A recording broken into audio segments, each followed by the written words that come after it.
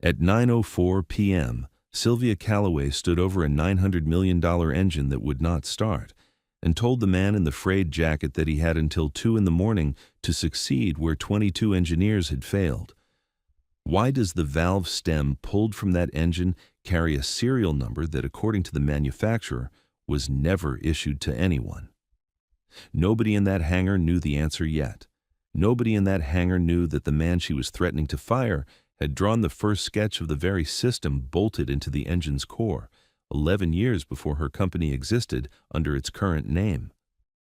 The XR-9 sat cradled in scaffolding under work lights so bright they made the concrete floor look bleached, silent in the particular way that only a machine built to roar can be silent, and around it stood a semicircle of people in clean company polos who had already tried everything they knew. Sylvia Calloway did not raise her voice. She had built a $2 billion company on the principle that she never needed to. She looked at Miles Whitaker's canvas jacket, at the pale fraying on the left cuff, at the toolbox in his hand that looked older than some of the engineers watching him, and she said, "Walk me through the number," which was the closest thing to a question she ever asked anyone. The number in this case was simple. 5 hours. 2 a.m. Fixed or finished. Stay with this one to the end.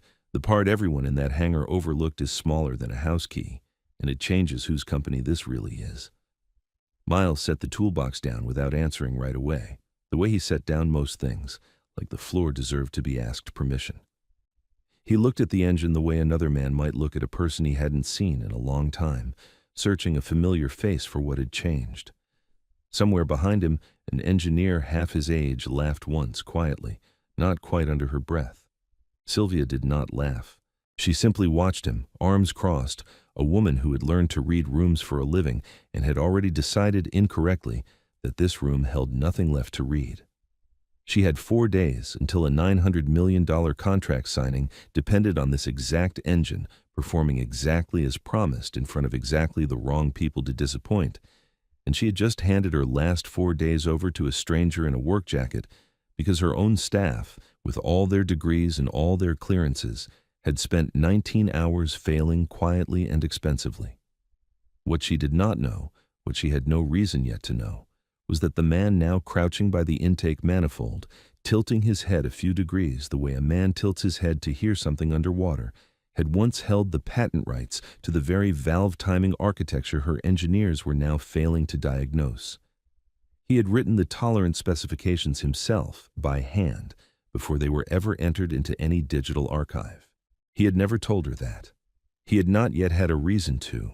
6 hours earlier, at his kitchen table in a rented house near Foley Street, Miles Whitaker had been kneeling to tie the laces on a pair of sneakers that belonged to his 8-year-old daughter, though she was perfectly capable of tying them herself, and both of them knew it.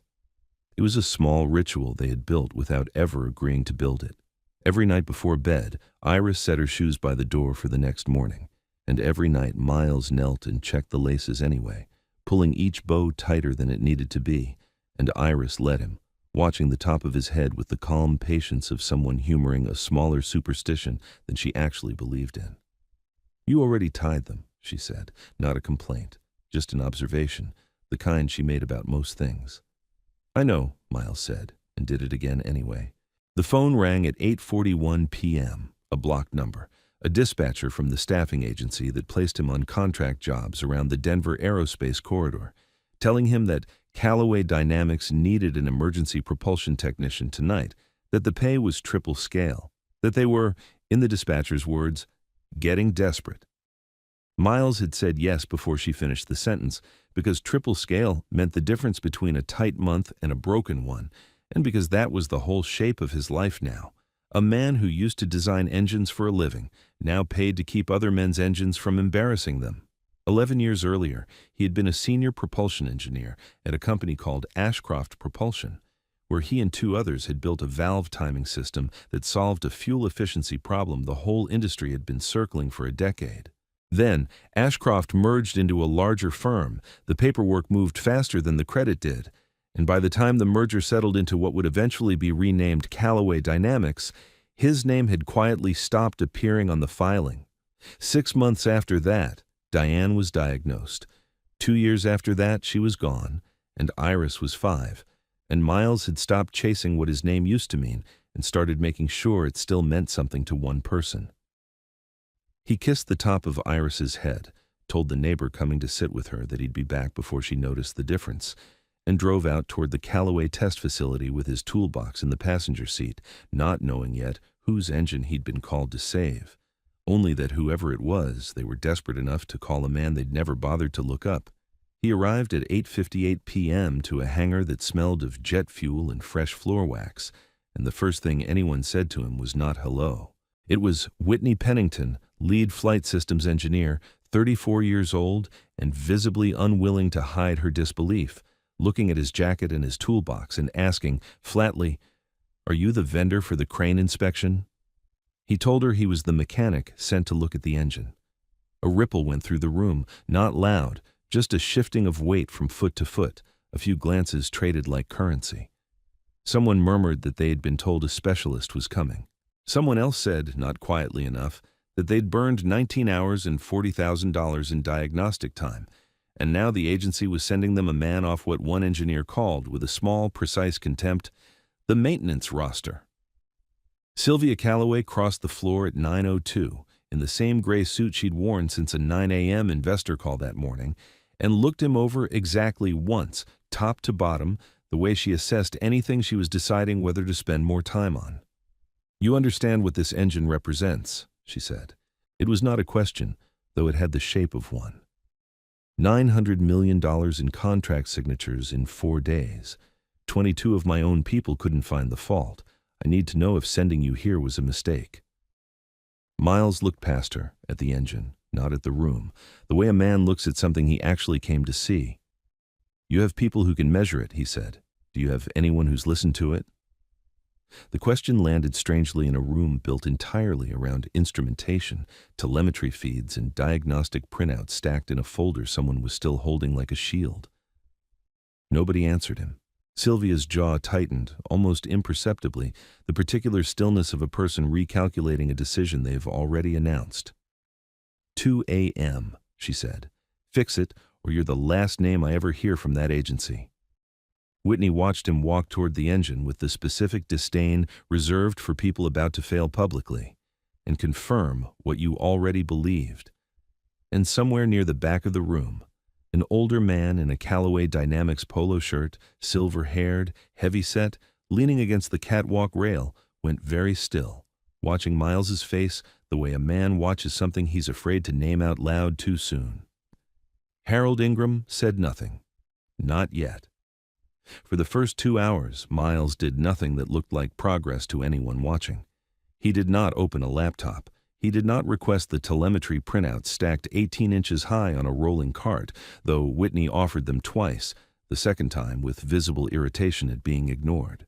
He ran his palm flat along the engine housing, an inch at a time, the way another man might check a fevered child's forehead, and he stood in silence long enough that 2 junior engineers exchanged a look, and one of them, a man named Foster, said under his breath that they were paying triple scale for a guy to pray over it. At 11:14 p.m., Whitney suggested pulling the fuel injector assembly first, since that was where the last diagnostic sweep had flagged an anomaly. And when Miles said it wasn't the injector, she asked him, not gently, how he could possibly know that without running the sweep himself. "Because it's not making that sound," he said, and did not explain further, and went back to listening. By midnight, the room had thinned from an audience to a rotation, engineers drifting off to check email and coffee and each other's opinions of him, returning to find him exactly where they had left him, one hand against the housing, head tilted a few degrees, patient in a way that read to most of them as either arrogance or incompetence, and to one man on the catwalk as something else entirely. Harold Ingram had worked the Callaway test floor for 19 years, and before that for 3 years at a company called Ashcroft Propulsion, where he had been a young operations tech watching a senior engineer named Miles Whitaker do this exact thing, hand flat, head tilted, listening past the readouts to something underneath them, on a valve timing prototype that would later become the foundation of everything Harold now managed. He had not said a word since Miles walked in. He was not sure yet that he trusted his own memory. At 12:50 a.m., Miles knelt beside the secondary valve assembly, the smallest and least glamorous component in the whole engine, the one nobody had flagged because nothing about it read as abnormal on paper, and went still in a different way than before, not searching now, but listening to something specific. He asked, without looking up, for a stethoscope-style contact mic, and when nobody moved fast enough, he pulled a battered one from his own toolbox, decades old. The rubber tubing yellowed with age, and pressed it against the valve housing. Whitney, arms crossed, said, "That's not going to tell you anything a proper sensor array can't." Miles didn't answer her with words. He closed his eyes. Somewhere in the almost silence, under the hum of the hangar lights and the murmur of engineers pretending not to watch, there was a sound so small it barely qualified as one, a faint, irregular tick, a half-second off from where it should have been, buried under everything else. He held perfectly still for 11 seconds. Then he opened his eyes and said quietly, to no one in particular, "There it is." Harold Ingram, up on the catwalk, gripped the rail with both hands, and for the first time all night allowed himself something close to a smile. At 1:42 a.m., the XR-9 restarted clean, its telemetry feed climbing in a smooth, unbroken line that made a junior engineer actually gasp out loud, and the sound it made was not a roar so much as a low, even breath, the sound an engine makes when nothing in it is fighting anything else. 18 minutes remained on the clock nobody had believed he'd beat. The room, which had spent 5 hours rotating through disbelief, irritation, and quiet mockery, went entirely silent, the specific silence of people recalibrating everything they thought they understood about the man standing in front of them. Whitney Pennington stood with her arms no longer crossed, staring at the readout, then at Miles, then back at the readout, as if the two images refused to occupy the same reality.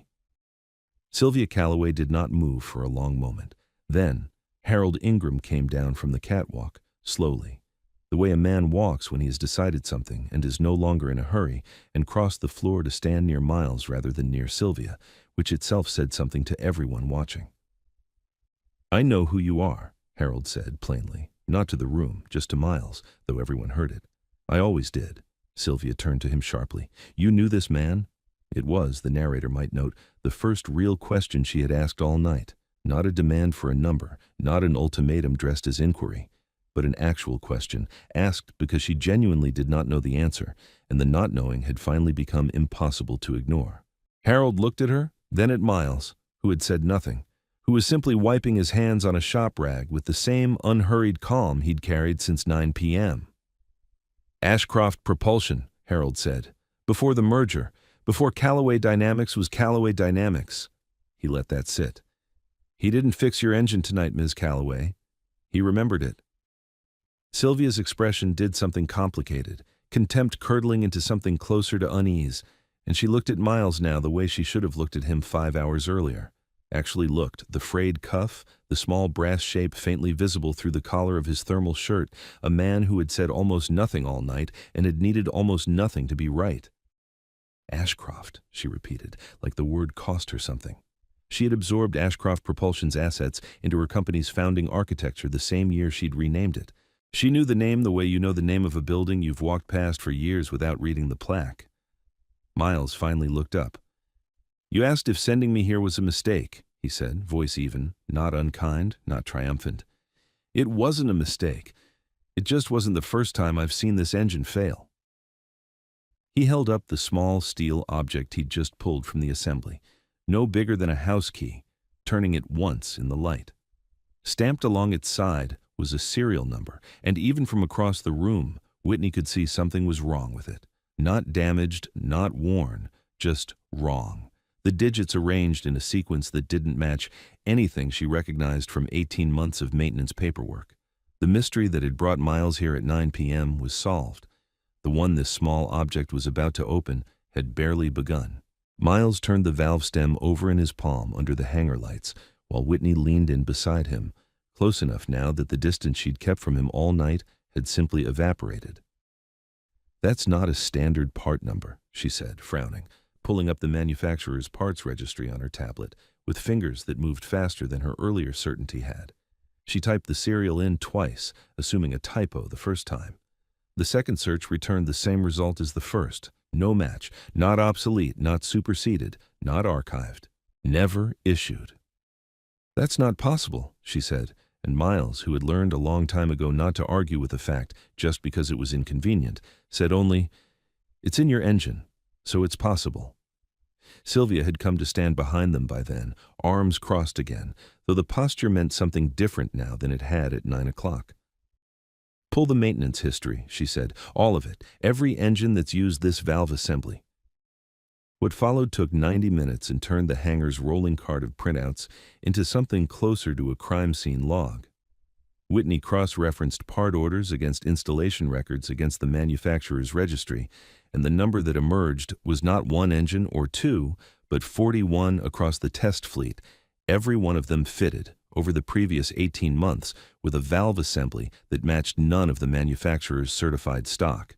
All 41 installations traced back to a single procurement authorization, a cost reduction initiative championed by Roderick Langford, the company's chief operations officer, who had spent the last year and a half quietly replacing a certified but expensive valve component with a cheaper substitute across the fleet, a substitution that had apparently gone unnoticed because it had been engineered, on paper, to look identical to the part it replaced.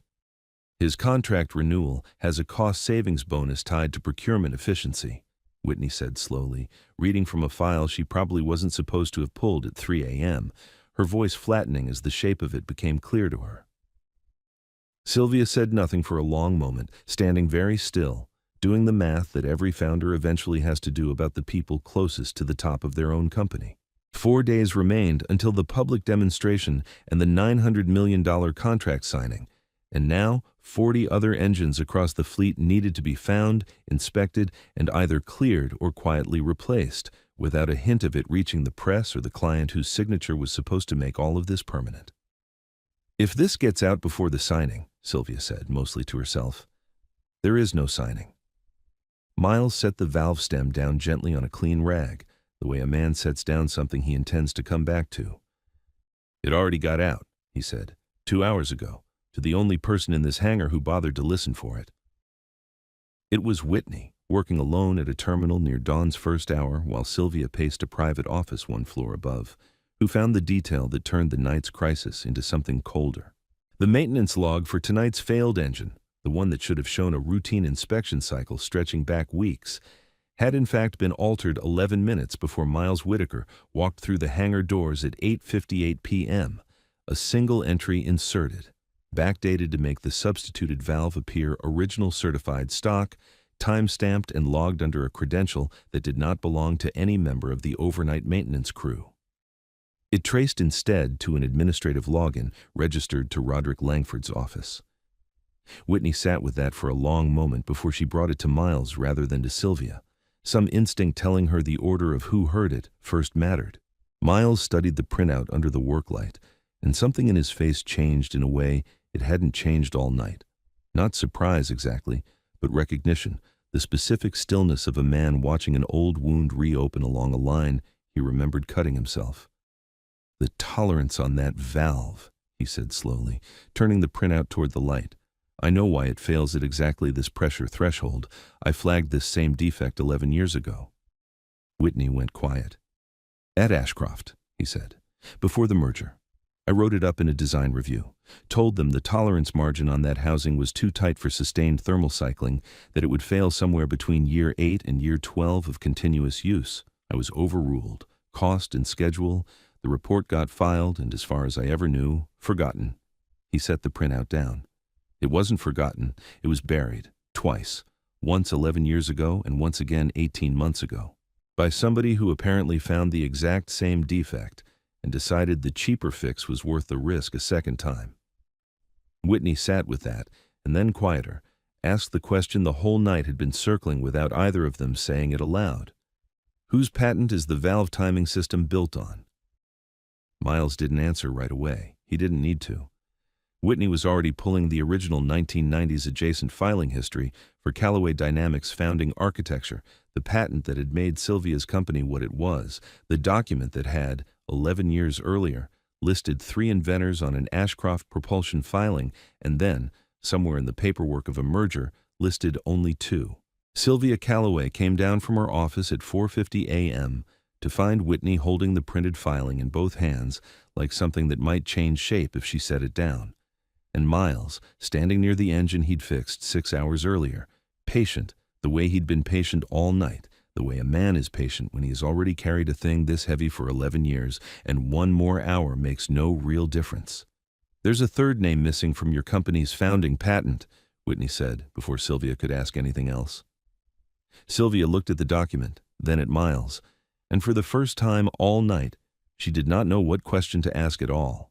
By 9 the next morning, Sylvia Calloway sat alone at the head of a small private boardroom with the original Ashcroft propulsion filing spread across the table in front of her, 3 names typed cleanly along the bottom in a font 11 years out of style, and read it 3 times before she said anything to the 2 people waiting across from her. She had already spoken with Roderick Langford an hour earlier, briefly, in a room with no audience, and laid the falsified login timestamp in front of him without theater or accusation, only the plain fact of it, and he had not tried very hard to deny it. He had resigned before lunch. The narration does not linger on that conversation, because Sylvia did not linger on it either. It was procedure, brief and final, the kind of thing handled quietly because the truth of it required no embellishment. What she lingered on was the filing. "Your name was here," she said to Miles, sliding the page across the table. "And then it wasn't. I didn't do that personally. I want you to know that. But I built a company on top of the space where your name used to be, and I never once asked who used to stand there." Miles looked at the page for a long moment, not with triumph, just with the quiet of a man confirming something he'd already carried as true for 11 years. "I know," he said. "I stopped waiting for someone to ask." Sylvia folded her hands. "I'd like to correct the record, reissue the patent with your name restored, and I'd like to offer you a permanent position here, Director of Propulsion Integrity, full equity stake tied to the corrected filing. It's the least this company owes you." It would have been easy, and no one in the room would have blamed him for Miles to take it. Whitney, sitting quietly at the far end of the table, watched him the way she'd watched him all night, waiting to see what a man does when the thing he's owed is finally handed to him without conditions. Miles was quiet for a moment. He thought briefly of a spiral-bound engine manual sitting on his workbench at home, its margins filled with a familiar handwriting that had stopped 11 years too soon, a note written beside a diagram of exactly this valve assembly in Diane's hand, back when she was still a systems engineer herself and used to read his drafts before anyone else did. Diane wrote it in the margin 11 years ago. "Fix what's true, not what's fast." He had followed that note tonight without needing to look at it. "Correct the record," he said. "That part matters. Put my name back where it belongs, not for me, for anyone who ever gets overruled the way I did and starts to believe the file was right and they were wrong." He paused. "But I don't want the position or the equity. I want Callaway Dynamics to fund an apprenticeship program, real one. People off the maintenance roster the way I came in last night, given a real path instead of triple scale on desperate nights." Sylvia studied him for a long moment, something in her expression settling into a kind of humility that had no need to perform itself for anyone watching. "That's a smaller ask than I expected," she said. "It's not small," Miles said. "It's just not about me."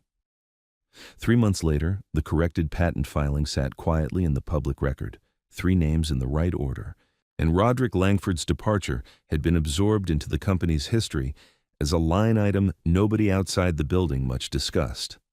Callaway Dynamics' apprenticeship program had its first 6 trainees by then, and Whitney Pennington, no longer the woman who'd asked a stranger if he was the vendor for the crane inspection, ran the training floor herself most Tuesdays, having asked Miles more than once to come teach a session on listening to a machine instead of measuring it. He came sometimes on his own schedule, working fewer hours now as an independent consultant than he ever had scraping by on contract calls, and better ones. On a Saturday afternoon in early spring, in the garage behind the rented house near Foley Street, Miles knelt at his workbench the way he'd knelt at Iris's shoes months before, unhurried, deliberate, and opened the small velvet pouch he'd carried home from the hangar that night. Inside was the valve stem, no bigger than a house key, the serial number that had never officially existed still stamped faintly along its side. He slid it into the drawer beside a spiral-bound engine manual whose margins held a handwriting he still recognized instantly, at any distance, in any light. Iris came in from the yard holding a piece of paper folded twice, the way she folded things she'd worked on carefully, and handed it to him without a word, the way she'd learned from him that the important things didn't always need announcing. He unfolded it. 2 stick figures stood beside a rounded shape that was unmistakably meant to be an engine, and beneath it, in careful 8-year-old letters, she had written a single word: Dad's. He looked at it for a long moment, the way he'd once looked at a filing with his name missing from it, except this time nothing was missing at all. If you've ever been the person everyone measured wrong, tell us the moment they finally saw it. He set the drawing against the manual, closed the drawer, and knelt there a moment longer than he needed to, the particular stillness of a man who has already done a full day's work, in a garage that smelled faintly of solvent and old rubber, with his daughter watching him the way she always did, quietly, precisely, already certain of what she was looking at.